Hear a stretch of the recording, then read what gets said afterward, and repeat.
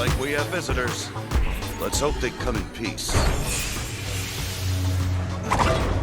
Disney Infinity is by now a certified sensation. We've got Star Wars coming out this year. And a big part of Disney Infinity's success are all of the fantastic toys. This is Jeff Bunker. He is Vice President of Creative at Avalanche, and his jurisdiction is to make sure that these figures turn out very well. And they have been. Congratulations. We're up to about 100 different characters now? Yes, we're up to 100 now, which is incredible. Speaking of which, Mr. Incredible was your very first one, I just found out.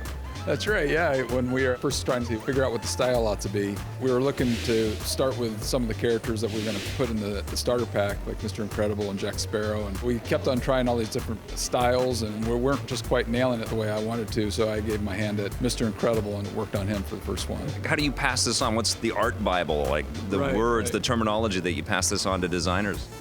Well, we definitely like to try to find the essence of the character as simply as possible. First, we create a caricature of him, just try to find the essence of him as simply as possible.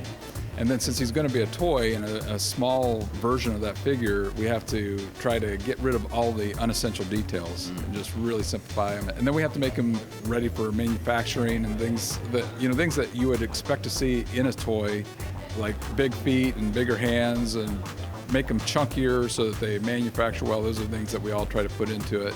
We're inspired by urban vinyl also, just that really nice, smooth, matte finish.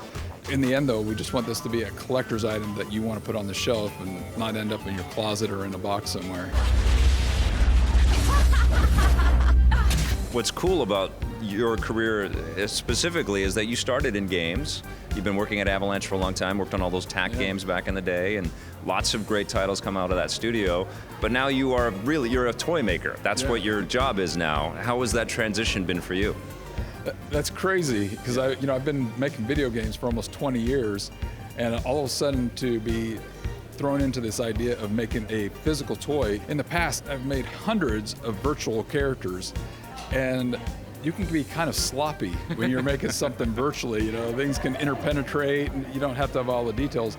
But when you're holding that thing in your hand, that's a whole nother thing, And so luckily we had some really good partners that helped us to learn how to make figures, but we spend a lot of time going all the way through the process. We actually go to China and to work with our manufacturing partners and try to make sure that that vision for the characters make it all the way through to the character that's on the shelf.